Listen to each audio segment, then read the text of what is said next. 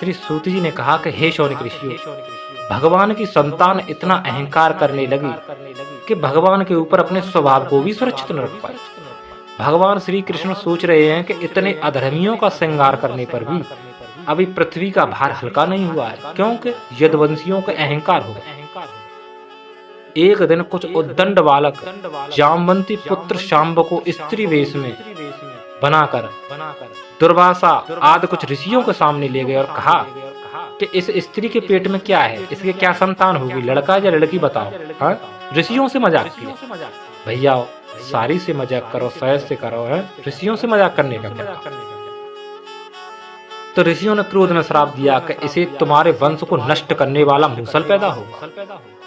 बच्चे घबरा गए, वस्त्र खोलकर देखा तो उसमें वास्तव में लोहे का मूसल था। राजा उग्रसेन के पास गए, सारी घटना बताई। उग्रसेन ने उस लोहे के मूसल का चूरा कराकर समुद्र में फेंकवा दिया और भगवान की कोई राय नहीं ली। लेकिन भगवान श्री कृष्ण तो सब जानते हैं, वो चाहते तो इस श्राप को निष्फल भी कर सकते थे, परंतु उन्होंने ऐसा नहीं किया क्योंकि वह ब्राह्मण की बात को सत्य करना चाहते।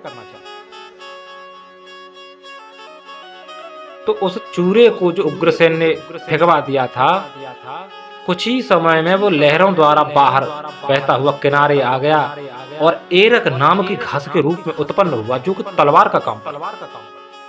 और उस चूरे के कुछ टुकड़े जो बच गए थे मूसल के, उसे एक मछली खा गई। टुकड़े मछुआरों ने मछलियों के साथ उस मछली को भी पकड़ लिया था जो उस मूसल के बचे टुकड़े को खा गई थी, लोहे। और एक जरा नाम के व्याध ने उसे अपने बाण की नोक पर लगाया। द्वारका में अपशगुनों को देखकर भगवान श्री कृष्ण सभी को प्रवास क्षेत्र में ले गए, जहां सरस्वती समुद्र से मिल जाती है। वहां जाकर भगवान ने सभी से मांगलिक कार्य कराए, लेकिन सभी में देववश मेरेक नाम की जो मदिरा थी उसका पान करने से सभी में पीने का अवगुण आकर आपस में भगवान के सामने ही करोड़ों यदुवंशी लड़ लड़कर मर गए।